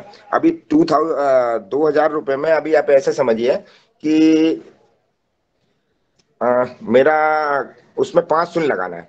तो अभी वो बोलते हैं कि ये आप 2,000 रुपये, अगर आपके दिन भर के खराब हुए हैं, आपके 100 रुपए का टाइम खराब हुआ और आपने यात्रा की है, तो वो ज्ञान किस दिन आपको पेमेंट करेगा, ये तो मैं डेट और टाइम तो नहीं बता पाऊंगा कि आपको उस दिन पेमेंट हो जाएगा, लेकिन वो उसका 4 टाइम 5 टाइम आपको पे करके जाता है। तो यात्रा और ज्ञान कभी अकारथ नहीं जाता। आपके ऊपर डिपेंड करता है कि आप कितना वहां से ग्रैब करके लाते हैं, कितना आप वहां से शोधित करके लाते हैं, कि कितनी चीजों को अपने साथ में लेके आते हैं, और नए ज्ञान को। तो ये चीज उसी के ऊपर डिपेंड करती है। तो शरद जी के यहाँ आपने 2-3 चीजें बताई, लेकिन एक और मुख्य चीज थी जिसको किसी ने देखा ही नहीं। आप बता दें हम लोगों को तो थोड़ा जानकारी जी हो जी। जाए। आपने उनके घर के पीछे देखा, वो जहाँ पे साइलेज बन रहा था, जहाँ उनके बंडल स्टोर करते थे, वहाँ आंवले के पेड़ देखे थे? पीछे नहीं जा पाए उनके। जी अरे पीछे नहीं, वो जहाँ पर है उनकी गोबर की मशीन लगी थी, उसके सामने से आंवला दिखता है, आंवले के हाँ पेड़ लगे, जी जी जी उस पर किसी की नजर ही नहीं गई। नहीं नहीं गई उधर पीछे। हाँ सब तो सब सेव फल खाने में लग गए सब। हाँ, मैं वही बोलता हूँ, जब भी ऐसी ट्रेनिंग और ये होते हैं ना, तो सब लोग किसी को कहीं का ध्यान, किसी को ऐसा रहता है। आपकी नजरें भूखी होनी है जब भी आप प्रशिक्षण में, जब भी यात्रा पे जाना चाहिए। तो जैसे एक भूखा आदमी भोजन के लिए ललायत रहता है, ऐसा आपकी नजरें जैसे हमारे यहाँ हमारे पापा कहते थे, टिटहरी टिटहरी की तरह आपकी नींद और नजरें होना चाहिए। वो आप आधी रात को भी जहां से, अगर जहां भी उसने अंडे दिए, जहां भी रुक रही है, तो आपने देखा होगा रात में टिटहरी की आवाज सबसे पहले आती है। अगर आसपास के क्षेत्र में उससे 100 मीटर दूर भी होंगे तो वो आवाज कर देगी। तो आपकी नजरें, आपके कान टिटहरी की तरह होना चाहिए कि हम क्या चीज यहाँ से अपने साथ ले जा सकते हैं। तो वो भूख, वो दीवानगी होना चाहिए, किसी भी कार्य में शिद्दत से किया जाए तो वो चीजें ग्रैब कर लेते हैं। तो वो आंवले के पेड़ को आपने ध्यान से नहीं देखा किसी ने भी। जी नहीं देखा दिन। और और वो यो, ये है, वो सवाल बता देंगे। और जी जी। सवाल था, यो, वो मच्छर मैनेजमेंट कैसे करते आप अपनी डेयरी में? अच्छा मच्छर। अच्छा, मच्छर मैनेजमेंट बहुत अच्छा प्रश्न हाँ मतलब कि आपने। हम लोग क्या करते हैं कि शरद जी भी मंच पे, हम लोगों ने अभी एक 45,000 की एक मशीन खरीदी है वहां से। तो उसमें क्या होता है कि हम लोग क्या, बड़ा बड़ा एरिया है ना, इसलिए हम टेक्नोलॉजी पे जा रहे हैं कि उसमें आप थोड़ा सा जो केरोसिन ऑयल होता है वो या डीजल मिला लें, और थोड़ा वो सेल्फ स्टार्ट है, उससे हम धुआं करके एक तो कंट्रोल करते हैं। और दूसरा हमने एक प्रयोग और किया है, आपने साइड में देखा होगा, वो आरएस में हम मच्छरों से बहुत परेशान थे क्योंकि वहां पानी भरा रहता है। तो उसको हमने, जो सुपर नेट आती है बहुत सस्ती आती है, सुपर नेट की साड़ियां भी बनती हैं, सुपर नेट की सेकंड हैंड साड़ियां भी मिलती है। आप हमने चाहो तो डेयरी में वो जो 30 रुपए 35 रुपए में आराम से मिल जाती हैं। तो मक्का के खेत में भी बाहर बाहर प्रयोग करते हैं। तो वो सुपर नेट अगर डेयरी को कवर कर लेंगे तो वेंटिलेशन भी होता रहेगा और मच्छर नहीं आएंगे अंदर। तो एक प्रयोग ये कर सकते हैं। दूसरा, अभी एक नीम नीम ऑयल यूपी में किसान है वो बनाते हैं शुद्ध। तो आप अगर नीम ऑयल का 2 दीपक भी अगर डेयरी में लगा देंगे ना, इस कॉर्नर पे उस कॉर्नर पे, तो उसका जो, उसके उससे भी आपका है ना, मच्छर बहुत कंट्रोल हो जाएगा। ये सरल उपाय है, थोड़ा सस्ता वाला। जी ओम। ठीक है आदरणीय, धन्यवाद। ओम। धन्यवाद यो, आदरणीय। हाँ आपने जो बोलिए। कहा कि आंवला जो है समय से पहला बड़ा बड़ा हो गया है, यही उसकी विशेषता थी। तो क्या जी इस प्रयोग को, जैसे अभी जो बेर का मौसम है, जी। ये उस पर भी कुछ काम किया जा सकता है क्या? नहीं, बिल्कुल किया जा सकता है। अब जैसे भैया, शरद भैया के यहाँ जो आंवला लगा था उसमें उन्होंने प्रयोग किया है। और जो साइलेज होता है, साइलेज से रिलेटेड उन्होंने उस पर कार्य किया है। तो अभी आप जब अगर मान लो किसी चीज को टाइम बिफोर काम करना है, तो उसमें आप मक्के को फर्मेंटेशन करके उसका रिजल्ट देखा है हमने, और लाइव देखा है, और अभी भी लगा है। तो क्योंकि इस समय पे अभी मैंने जितना भी देखा कि आंवले की क्रॉप कहीं पे भी नहीं है ठीक ठाक। अभी मैं बहुत सारी जगह गया हूँ तो जहाँ पे आंवला फ्रूटिंग पे ही नहीं है एमपी के अंदर, लेकिन शरद भैया के यहाँ आंवला फ्रूटिंग पे है और जबरदस्त फल रहा है। वो किसी ने देखा नहीं, इसलिए मैंने ये पॉइंट नोट किया कि आप कहीं पे भी जब यात्रा में जाते हैं तो वहां से क्या ला सकते हैं, वो उस पर ध्यान रखेंगे तब भी बहुत बड़ा काम हो जाएगा। जी धन्यवाद आदरणीय रामकृष्ण रघुवंशी जी। और जी आपका तो अनुभव और ज्ञान और हम सब किसान भाइयों को इसी प्रकार का मिलता रहे। वो आंवले का हम उन्होंने रसवासन भी लिया है, रविशंकर मेहरा जी ने और हमने, शरद जी ने उसका सेल्फी भी लिया है और खाया नहीं भी है। नहीं गुरुदेव, मैं आपकी नहीं कह रहा हूँ, बाकी लोगों से पूछा था मैंने। नहीं नहीं आपने तो 5 बार सेल्फी ली उसके साथ।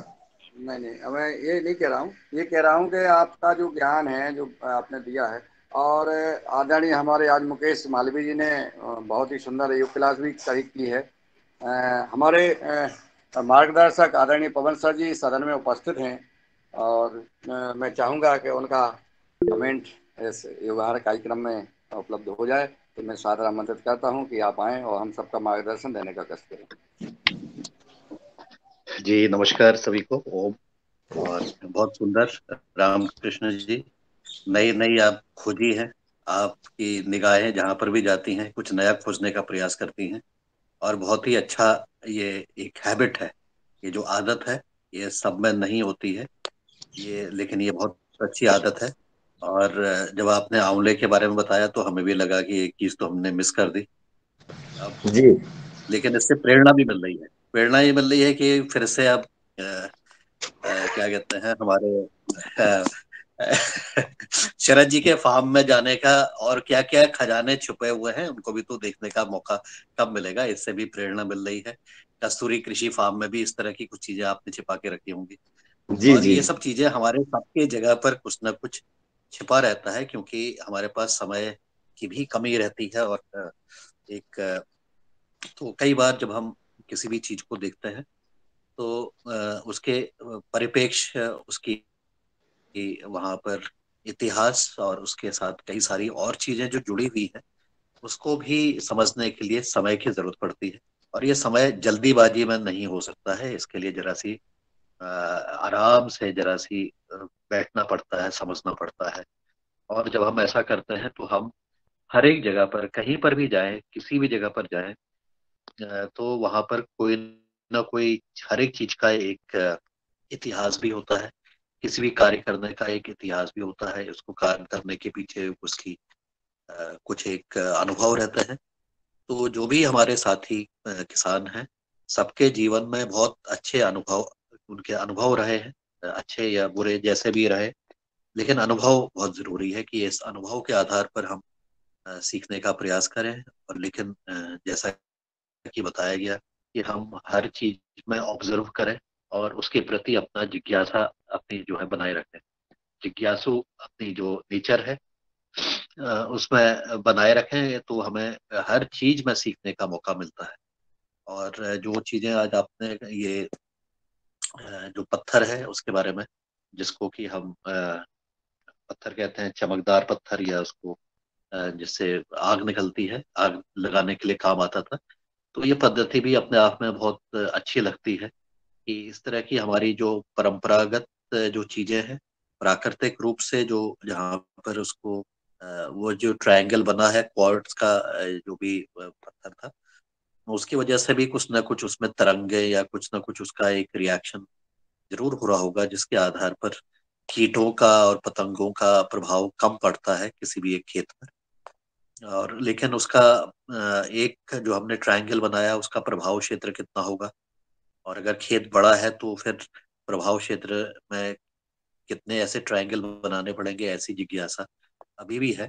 और हमें अगर इसको क्या यह जो पद्धति है कुछ ही कीटों के लिए है या सभी के लिए है, तो ऐसे भी चीजें, प्रश्न आ रहे हैं, मन में आ रहे हैं। तो इसके बारे में भी अगर अपने अपने खेतों में हम प्रयोग करते हैं और देखते हैं, समझने का प्रयास करते हैं, तो हो सकता है कि इससे कुछ और हमें जानकारी मिले और इस जानकारी का विस्तार आगे हम लोग कर सकें, लोगों को बता सकें।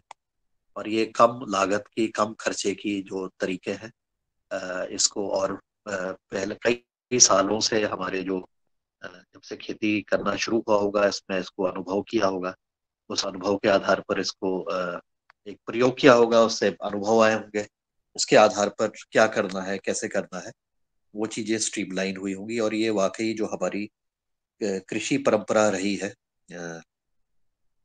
पहले से, और ये सब ज्ञान जो हमारे कई पूर्वजों ने उसको संजो के रखा था, जिसको कि अनफॉर्चुनेटली अब हमारी नई शिक्षण नीति में, मतलब हमारी कृषि की शिक्षा नीति में इसको नहीं रखा गया, क्योंकि वो सब विदेशी आधारित थी। तो लेकिन आशा है कि अब धीरे धीरे इस पर भी परिवर्तन आएगा। इस पद्धति पर, कृषि पद्धति को हमारी पुरानी पद्धति के आधार पर हम आगे इसको लेकर के जाएंगे। और लेकिन ये इसमें सबसे ज्यादा योगदान हमारे जो जिज्ञासु किसान हैं, जो किसान इसमें प्रयोग करेंगे, और भी व्यक्ति जो प्रयोग करेंगे, उनकी भी भूमिका बहुत महत्वपूर्ण है कि हम लगातार इस जिज्ञासा को बनाए रखें और इस जिज्ञासा के आधार पर हम आगे अपने काम को कर सकें। तो आज बहुत अच्छी और बड़ी रोचक जानकारी दी रामकृष्ण जी ने। अब इसको हम आगे अपने जब प्रयोग में लाते हैं तो उसके अनुभव को भी आने वाले दिनों पर शेयर करेंगे। और लेकिन ऐसी जो इंडिजिनस टेक्निकल नॉलेज है, कई सारी पद्धतियों को तो भारत सरकार ने प्रयास भी किया है कि उसका डॉक्यूमेंट किया जाए, उस पद्धति को वैलिडेट किया जाए, साइंटिफिक इंस्टीट्यूशंस के द्वारा वैलिडेट किया जाए। और कई सारे वैज्ञानिक, हालांकि उनकी संख्या कम है, लेकिन फिर भी उन्होंने इस तरफ अपने कदम बढ़ाए हैं और उन्होंने भी इस चीज को माना है कि हम जो पुरातन संस्कृति है उसको भी आप प्रयोग करके देखें। तो ऐसे वैज्ञानिकों को भी हमें इस मंच के माध्यम से बुला करके उनको भी अनुभव सुनने की आवश्यकता है। उनमें से कुछ वैज्ञानिक जैसे मेरे ख्याल से डॉक्टर R.K. पाठक है। सबसे पहले वो बायोडायनेमिक के ऊपर उन्होंने काम करना शुरू किया जब सब लोग उनकी हंसी उड़ाया करते थे। तो इस तरह से वो कई सारे वैज्ञानिक अब मिलेंगे और उनकी संख्या बढ़ते भी जा रही है, क्योंकि सरकार की जो नीति है उसने प्राकृतिक खेती को और जैविक खेती को आगे बढ़ा दिया है। तो सब लोग उसके ऊपर विषय पर बातचीत कर रहे हैं, लेकिन बातचीत भी कर रहे हैं तो अधूरे ज्ञान के साथ। और जो केमिकल आधारित खेती है उसका भी कहीं ना कहीं लेयर उनके उसमें चिपकी रहती है। तो हमारी भी एक जिम्मेदारी है कि हम इस तरह की वार्ताओं को जारी रखें, इस तरह की खोजों को जारी रखें, उसके प्रयोगों को हम स्वयं करें, और जहां भी अवसर मिलता है तो इसके बारे में लोगों के साथ चर्चा भी करें, बातचीत भी करें, और उनको बताएं भी कि हमने ये प्रैक्टिकली करके देखा है। तो धीरे धीरे यह परिवर्तन होगा, क्योंकि परिवर्तन हो रहा है, युग परिवर्तन हो रहा है, जैसे हमारे कई सारे वक्ताओं ने बताया। इसमें हम लोग भी इस यज्ञ में आहुति देंगे तो इसका ये काम आगे बढ़ेगा। तो बहुत सुंदर आज की वार्ता रही, और आशा है कि इसी तरह की नई जिज्ञासा, नई चीजों को खोज करते हुए जब वो प्रस्तुत की जाएगी तो उसके बारे में हम सब लोग न केवल जानकार रहेंगे, लेकिन शायद कुछ लोग उसको काम भी करते हुए इसका अनुभव भी बताएं। तो आज का बहुत सुंदर रहा है, और आज के मुकेश मालवीय जी ने बहुत सुंदर भी और काफी पसीना बहाने वाला योग भी करा है। तो आपका भी बहुत अभिनंदन है, और इतना कह के मैं आज अपनी वाणी को विराम देता हूँ। आप सभी को धन्यवाद। ओम नमस्कार। धन्यवाद सर, आपका सुझाव मार्गदर्शन प्राप्त हुआ, अच्छा लगा। और आपने जैसा कि कहा है कि हम सबको ये चीज़ें सजो के रखना है और हर चीज़ पर कहीं ना कहीं ध्यान देना है जहाँ भी जाते हैं। मैंने अभी अनुभव किया है, रामकृष्ण रघुवंशी जी ने जो एक जंगल में जहाँ ये एक परिवार की बात की है, वहाँ पर मेरा जाना हुआ, देखा। हमारे साथ बिजनौर धामपुर से दिव्यनारायण सिंह जी थे, जिनकी तबीयत खराब थी और वो उनमें बिल्कुल ही क्षमता नहीं थी चलने की। यार जब उधर जंगल में गए और कस्तूरी किसी फार्म में सुबह से जब उन्होंने जब विजिट किया, उनमें इतनी एनर्जी आ गई अपने आप कि पता नहीं पड़ा कि कितने। तो ये जो अपने औषधीय और प्राकृतिक सुबह की जो धूप है, वनस्पति की जो हवा है, जो उससे ऑक्सीजन मिलती है, वो बहुत प्रभाव करती है। ये हमने प्रैक्टिकल देखा। तो और चूंकि अपना जो आनंद है अपने खेती किसानी का, प्रकृति का, वो अलग है। जो कहते हैं कि लाख रुपए की दवा और सुबह की हवा, ये बहुत महत्वपूर्ण है। तो मैं आदरणीय शरद वर्मा जी को सादर आमंत्रित करता हूँ कि वो आए और वो अपना अनुभव। जी जी रघुवंशी जी। मैं शरद भैया से निवेदन करूंगा कि भाई कुछ चीजें जो छुपा के रखते हैं वो थोड़ी थोड़ी किसानों को मंच पे वितरित कर दें, तो किसी न किसी का फायदा जरूर होगा।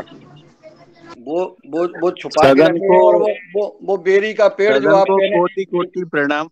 जो कहने लगते हैं ना बेरी का पेड़, वो बेरी के पेड़ में भी कितना कुछ छुपा है उसका। आज अभी अपने बेरी का पेड़ देखा नहीं होगा, इतना बड़ा मतलब पुराना पेड़ है वो। इतना और पुराना पेड़ है कि उसमें गुरुदेव कितने प्रकार की बेर लगती है, वो तो हाँ, बचपन से इसमें ग्राफ्टिंग चल रही है। अभी इतना लोगों ने विजिट किया, ये भी तो छुपा है, अभी किसी को पता ही नहीं पड़ा ना उसका। तो ये अपन ये सारे सारे राज अपन खोल देंगे, कोई दिक्कत नहीं। ये कब तक दबाएंगे आदरणीय साथ जी। जी सदन को ओम, सभी को कोटि कोटि प्रणाम। कल दिनेश जी का बर्थडे रात में मनाया था हम लोगों ने, और बहुत अच्छा रहा दिनेश जी का। और रघुवंशी भैया तो हमारे एक नए जादूगर हैं, वो एग्रीकल्चर के कुछ विशिष्ट चीजें देखते हैं, और उनकी क्या कॉलेज के समय से ही उनकी मतलब निगाहें जो खोजी हैं अच्छी चीजों पे पड़ती हैं उनकी। एग्रीकल्चर में उन्होंने हमेशा नई चीजों को देखा। मैं ये आंवले का पेड़ दिखा रहा हूँ जो रघुवंशी भैया ने बताया था, ये जमीन से टच हो गया है और ये फला हुआ, देखिए आप, ये जमीन से टच हो गया है ये पूरा। ये देखिए आप फ्लावरिंग इसकी। बहुत सुंदर, बहुत सुंदर। अभी पूरे मध्य प्रदेश में मेरे पास भी आंवले लगे हैं, हमारे फार्म पे, कस्तूरी कृषि फार्म पे भी आंवले लगे हैं, लेकिन कहीं पे फ्रूटिंग होल्डिंग नहीं हुई, कहीं पे फ्रूट होल्डिंग नहीं हुआ है क्योंकि 3-4 बारिश हुई, सब फ्लावर उसका डैमेज हो गया। और केवल आपके फार्म पे इतना लदबद आंवला जो घेरा हुआ है, तो ये चीज लोगों से अछूती रह गई थी। तो इसलिए मैंने निवेदन किया था आज मंच के माध्यम से कि आप उसके दर्शन भी कराएं। इस शिव जी का प्रतीक है और आंवले के अद्भुत फायदे हैं, अभी पतंजलि के इसमें बहुत से सारे प्रोडक्ट हैं इसके। लगभग 40% आंवला हम बाजार में बेच चुके हैं। इसके बाद देखिए आप, पूरा अभी ये मैंने देखा जमीन से जितने भी टच हो आंवले गया, ये जमीन पे रखा हुआ है। ये जो पेड़ है आप देखिए, जमीन पे टच कर गया है ये। पूरी इसकी बहुत सुंदर। ये इसमें क्या है, जो साइलेज हमारा खराब हो गया था, ये बंडल यहाँ पटक दिए थे। तो ये जो बंडल हमने पटके थे, इसकी खाद थी, ये जो काली आपको दिख रही है, देखिए ये इतनी काली और इतनी ऐसी खाद बनी है इसकी, शायद कभी देखी नहीं हम लोगों ने भी, इतनी जबरदस्त। नहीं ये थोड़ा खराब हो रहा था तो इसमें थोड़ा डीकम्पोजर का ये चीज पानी इन पेड़ों में गया है, इसका पानी। ये रघुवंशी भैया को बताया था मैंने कि इसका पानी पूरा इन पेड़ों में नीचे गया। ये तो इन्होंने सबसे पहले विजिट करने आए वो नोट नहीं कर पाए इसको। तो इन्होंने, रघुवंशी भैया ने सबसे पहले कहा, यार ये फल क्यों गया इतनी जल्दी, क्या रीजन है बताओ।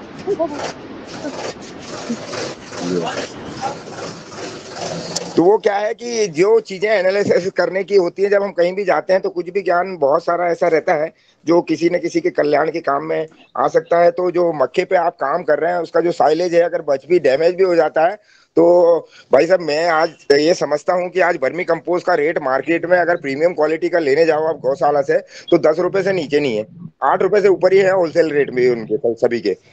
तो आपको अरे तो रघुवंशी भैया यही है, अगर 6-7 रुपए भूसा बिक रहा है और हाँ। वो अगर खाद बन गया वर्मी, हाँ, तो वो तो 1000 का हो गया और वो उसकी वैल्यू कहाँ जाएगी। तो वो चीज है जी। ओम नमस्कार सदन के सभी लोगों को। रामकृष्ण रघुवंशी जी भैया से मेरा निवेदन है कि आप जो लोग बोल रहे थे हमारे पास जैविक उत्पादन में मक्का उपलब्ध हो गई है, अभी होने वाली है अभी, तो क्या अपन मार्केटिंग कर पाएंगे उसको बड़े स्तर पे? नहीं तो अभी तो देखिए कि अभी मक्के का ऐसा है कि हम लोग कस्तूरी कृषि फार्म से जो सर्टिफाइड मक्का है, जिनके पास C3 का सर्टिफिकेट है, अभी उन लोगों को इनवाइट कर रहे हैं।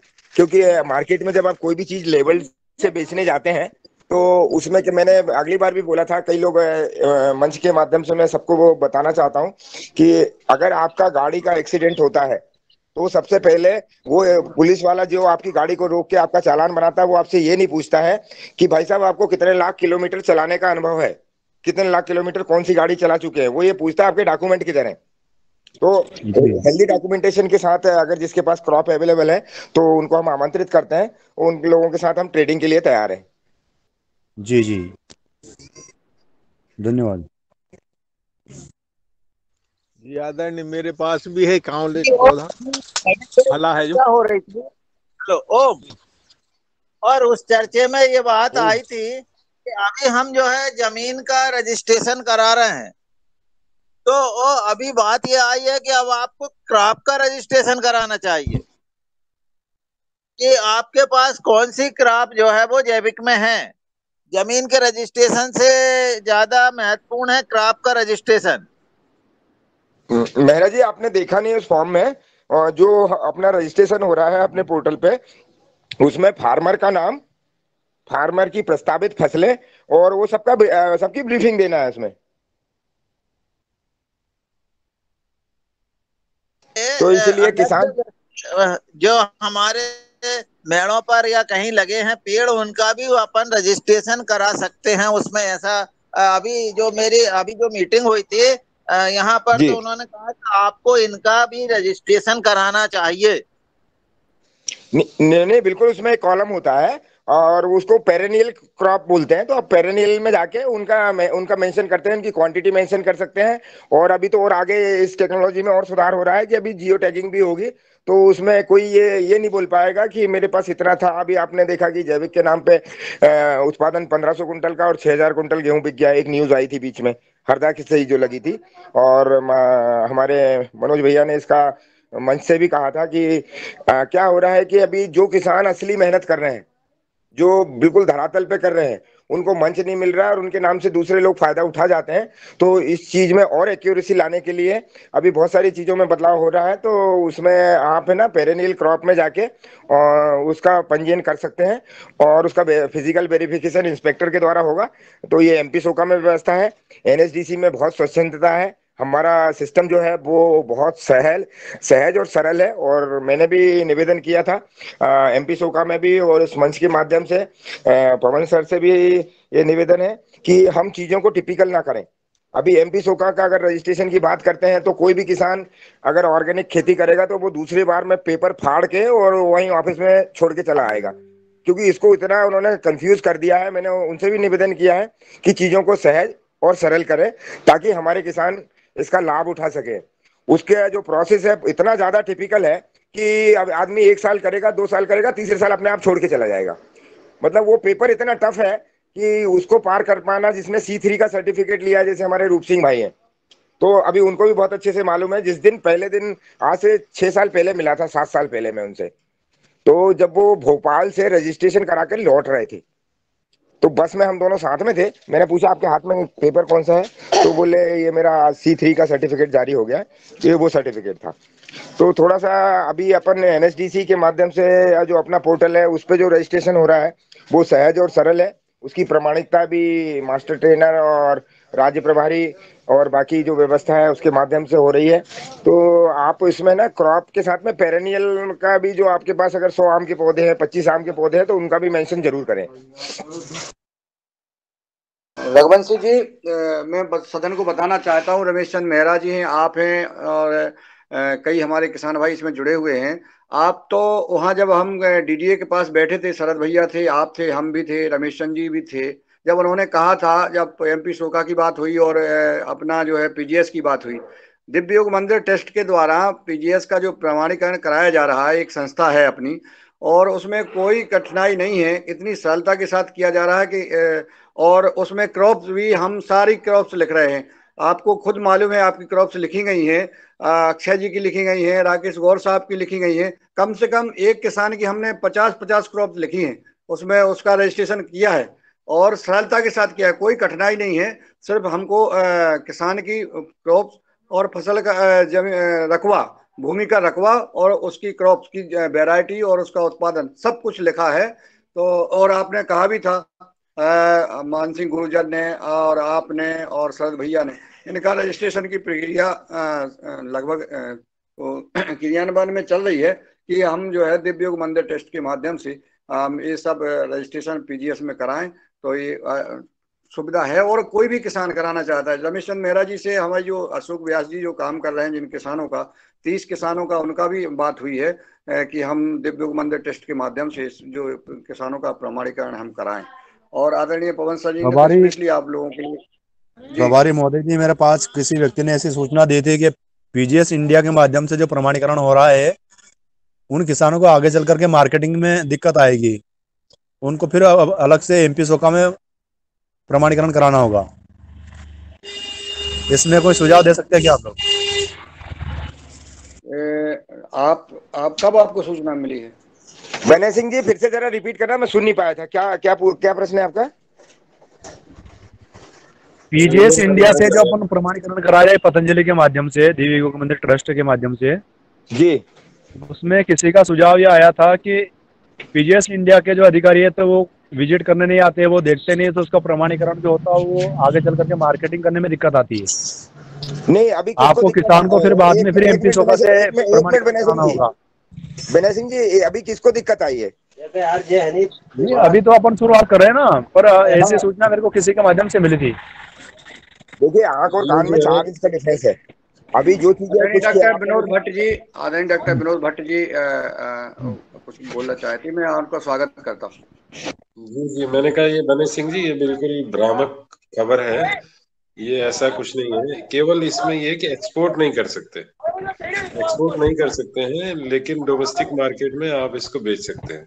अगर एक्सपोर्ट करना है तो उसके लिए जो है वो थर्ड पार्टी सर्टिफिकेशन चाहिए ही चाहिए। तो ये इसमें बहुत बिल्कुल साफ क्लैरिटी है कि अगर आपको डोमेस्टिक मार्केट में बेचना है तो आपको वो उसमें, क्योंकि ऑर्गेनिक इंडिया का उसमें लोगो मिलता है, आप उसको इस्तेमाल कर सकते हैं। तो इसमें कोई किसी तरह का कोई मतलब संशय है ही नहीं। अगर कोई ये अपने आपको इटारसी भ्रामक फैला रहा है, इटारसी प्रोग्राम में वहाँ पे कोई कन्नौज का एक बंदा आया था जो वो पहले से मार्केटिंग का काम कर रहा है, उन्होंने मेरे को ये जानकारी बताई थी। नहीं, वो गलत है। वो अगर कोई कर रहा है तो वो इलीगल है, वो गलत है। अगर ऐसा नहीं हो सकता। और उन्होंने वहां पर स्टॉल भी लगाया था, उन्होंने कुछ किसानों को जानकारी देने के लिए कुछ बैग एक बांट रहे थे, उसका नाम भी एड्रेस नहीं बताऊंगा आप लोगों को, ऐसा मुझे उन्होंने बताया था पहले। नहीं, एक्सपोर्ट नहीं कर सकते, वो तो सच है। एक्सपोर्ट तो के लिए अभी बाहर जो आप बात कर रहे हैं वो राव साहब थे, राव साहब जी। और दीपक राव जी नाम है, उसका नाम याद आ गया मुझे, दीपक राव जी नाम है जी उनका। दीपक राव जी, बिल्कुल बिल्कुल सही है। तो वो जो बात है कि आप बाहर नहीं भेज सकते है ना, निर्यात नहीं कर सकते, देश में भेज सकते, ऐसा है। और वो जो है उन्होंने एमपी शोका का ही लिया है, इसलिए वो ऐसा कह रहे थे जी। ओम जी, धन्यवाद। बने सिंह जी, ये स्पष्ट हो गया है और है मैं, चूंकि अगर आपका तक उस दिन बात आई थी तो आज तक आपको वो बात करना चाहिए थी। ये आप विदेश में अगर एक्सपोर्ट कर रहे हैं तो उसके लिए आपको थर्ड पार्टी से आपको लेना पड़ेगा, लेकिन अगर देश में आप जो है अपना मार्केट कर रहे हैं तो आपको पीजीएस से ही जो है प्रमाणीकरण का इसलिए कराया जा रहा है। तो ऐसी कोई वो बात नहीं है। अगर कोई कुछ कह देता है और कई बातें आती हैं तो उसको आपको बात करना चाहिए थी। और आप तो जुड़े हैं अरे फ्रॉड लोग तो बहुत सारे मिलते हैं, अपन उसके ऊपर ध्यान नहीं देते, पर तो विषय आया आज इसी में थोड़ा सा विषय आप सब लोगों को जागरूक करने के लिए बोल दिया। विषय आया है तो विषय आज तक आपने कितने दिन हो गए, आज तक आपने चर्चा ही नहीं की। आपने मुझे तो उन्होंने वहाँ इटारसी में बोल दिया था ये बातें सारी, कुछ अलग से बात खड़े कर रहे थे हम, तो वो बोले थे तो आपको हम लोगों से आपको जुझार सिंह नागा जी से चर्चा करना थी, आपको डॉक्टर ऋषि कुमार जी हैं, हम हैं, कोई भी है, आपको दिव्योग मंदिर करना बताना भी चाहिए ना। आपको व्यक्तिगत रूप से पहले चर्चा करना चाहिए कि ऐसा ऐसा हमने सुना है, कई लोग ऐसा करेंगे। तो इस प्रकार का जो है ये कई लोग भ्रांतियां फैलाते हैं। अपन को इस बात में नहीं आना है। अपन को जो कोई कौआ कान ले गया तो ले गया अपन प्रभारी महोदय, आज मैं सदन को अवगत कराना चाहता हूं कि जैविक के अंदर में आया जब से मेरे को कई लोगों ने भ्रमित करने का प्रयास किया, अभी तक मैं किसी को मुफ्त का वाक्य जो आता है उसके ऊपर मैं ध्यान नहीं देता हूं कभी जीवन में। जी जी, क्योंकि जीवन में असफलता का मंत्र ही वो होता है कि मुख्य में जो सलाह देते वो मुफ्त में हाँ, ऐसा ही होता है ना, जब आगे कोई हाँ, आता है मुफ्त में सलाह देने वालों को कभी नहीं मानना चाहिए। ये जीवन का सबसे बड़ा उद्देश्य हर इंसान का होना चाहिए। बिल्कुल बिल्कुल है ना। अपने सामने कितने संकट आए, अपन ने जो भी कार्य करे आपको सबको पता है, मेरे सामने कितने संकट आए, फिर भी मैंने उनकी बातों को कभी ध्यान नहीं देता हूँ। जी जी, बिल्कुल बिल्कुल। इसीलिए अगर कोई आता है तो आपस में अपन जरूर शेयर करें आपस में। मतलब हमारा कहने का मतलब ये है कि जैसे आपके पास आई थी तो अपन आपस में चर्चा कर लें, उसको करना भी चाहिए, और ताकि अपने मन में जो भ्रांतियां हैं वो दूर हो। चलिए, बहुत सुंदर। एक ये भी भ्रांति दूर हुई जो आदरणीय बने सिंह जी के मन में क्या है, कहीं कोई सुनते हैं ना तो ये बात आपस में चर्चा कर लेना चाहिए। और मैं दिनेश जी सेमवाल जी को सादर आमंत्रित करता हूँ कि वो आए और अपना अभिवादन, जन्मदिन की बधाई स्वीकार तो आपने कर ली है, और आज भी स्वीकार करें और सबका 2 मिनट अपना सुझाव सदन को प्रस्तुत करने का कष्ट करें। जी, आदरणीय सभी सदस्यों को मैं प्रणाम करता हूँ, नमन करता हूँ। और जन्मदिन की बधाई तो आपने आशीर्वाद के रूप में और माँ नर्मदा के प्रवाह के रूप में विभिन्न माध्यमों से दी है। और इस मंच से शाम के समय भी आदरणीय सभी मेरे गुरु समान भाइयों ने और बहनों ने ये वर्षा वर्षाई है आशीर्वाद की। मैं बहुत बहुत नतमस्तक हूँ और गदगद हूँ। मैंने कल एक पुस्तक मुझे मिली 10वें स्कंद की श्रीमद् भागवत गीता की, और वो पुस्तक भी योगाहार परिवार के द्वारा मिली।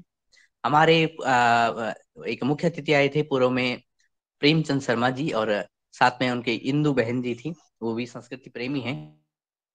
तो कल मैं देहरादून में था डॉक्टर भट्ट जी के साथ और रावत जी के साथ, उनियाल जी के साथ। तो इन्हें मिलने आए थे प्रेमचंद शर्मा जी। तो साथ साथ बातों बातों में उन्होंने कुछ प्रश्न किए। उनके साथ कोई अलभ्य नाम के व्यक्ति थे और दार्शनिक प्रवृत्ति की। तो उन्होंने मुझसे कुछ प्रश्न किए, तो उनको कुछ प्रश्न ढूंढने थे। तो बोले कि मेरे प्रश्न संपन्न हुए, यानी उनके उत्तर मिले। तो उन्होंने एक पुस्तक निकाली। तब तक पता चला कि ये पखवाड़ा, ये सप्ताह जन्मदिन का मनाया जा रहा है। तो फिर उन्होंने संयुक्त रूप से ये पुस्तक दी। उसी पुस्तक का एक श्लोक मैंने पढ़ा कल शाम को, जो कहता है, जो नारद जी कहते हैं कि ये मनुष्य लोक है, और मनुष्य लोक में जब बहुत सारी विविधाएं आती हैं, संकट आते हैं, जैसे कि हम देखते रहते हैं, तो लगता है कि जीवन कितना कठिन है। लेकिन योगाहार परिवार और उसके सदस्य जब मिलते हैं और इस तरह से प्रेम वर्षा, स्नेह वर्षा करते हैं, और खासकर अन्नदाता की कठिनाइयों को दूर करने का यत्न करते हैं, उसी तरह से जिस तरह से कि हमारे रामकृष्ण भैया जी, अपने मुंडीलाल भाई साहब जी और अपने शरद वर्मा जी कल एक उदाहरण बता रहे थे कि 1 एकड़ कृषि भूमि के किसान को वो सहयोग कर रहे हैं एक प्रतीक के मात्र में। हालांकि बहुत सारा उनका कार्य है, लेकिन उदाहरण के रूप में, और उसको आगे बढ़ा रहे हैं। तो ऐसे ही सभी किसानों की और सभी जिनकी आवश्यकता है, उनकी आवश्यकताएं पूरी करें, उनको मार्गदर्शन दें। इस तरह से हमारे योगाहार के सदस्य सभी का मनोबल बढ़ाते हैं। और जब ये मनोबल बढ़ाते हैं, तो मैं फिर जोड़ता हूँ नारद जी के, ऋषि नारद जी की बात को। तो जब इस परिवार की इस तरह से वर्षा होती है, प्रेम वर्षा, स्नेह वर्षा, तो फिर मनुष्य कहता है कि नहीं, मैं गलत था, ये कठिनाइयां नहीं थी, कितना सरल है जीवन, और मैं कितना उपकार कर सकता हूँ अन्यों के लिए। तो बहुत सुंदर इस परिवार का प्रवाह है। और ये मैं तो कहता हूँ योगाहार यूनिवर्सिटी है, योगाहार ये विश्वविद्यालय है। अब मेरे समझ में आ रहा है, ये योगाहार विश्वविद्यालय है, अनोखा विश्वविद्यालय, नालंदा की बात।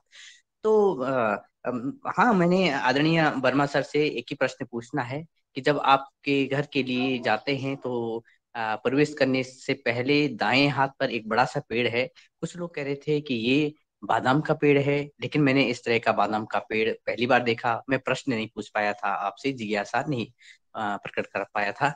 तो ये जिज्ञासा भी मुझे दीजिएगा। उसमें फल है, कुछ लंबे से हरे हरे फल लगे हुए हैं, और तो मैंने सभी फल देखे थे, लेकिन ये अनोखा फल मुझे दिखा। और इसी के साथ में सभी को पुनः पुनः प्रणाम करता हूँ, धन्यवाद करता हूँ। दिनेश सर, आपको एक बार आना पड़ेगा वो पेड़ कौन सा है देखने। जी, जी, वो आके आप बताओ कौन सा वाला पेड़ है, हम जब बताएंगे आपको। बहुत बड़े वाले मास्टर हैं जी दिनेश जी, बहुत बड़े वाले मास्टर हैं। आज ही रिजर्वेशन करवा लो। जी, जी, जी। हाँ, क्योंकि मुझे आना ही पड़ेगा। और पेड़ के साथ साथ वो स्वाद जो है, दीदी जी ने जो प्रसाद बनाया था, मैं अपने साथ लेके आया। तो आप सभी का आशीर्वाद और वो प्रसाद का स्वाद। जी, धन्यवाद, प्रणाम। कल हमने जो भोजन पाया, 2 प्रकार के बड़े उसमें दही में और मीठी चटनी में, और 2-3 प्रकार की सब्जियां, और जाने क्या क्या कल खाया हमने। तो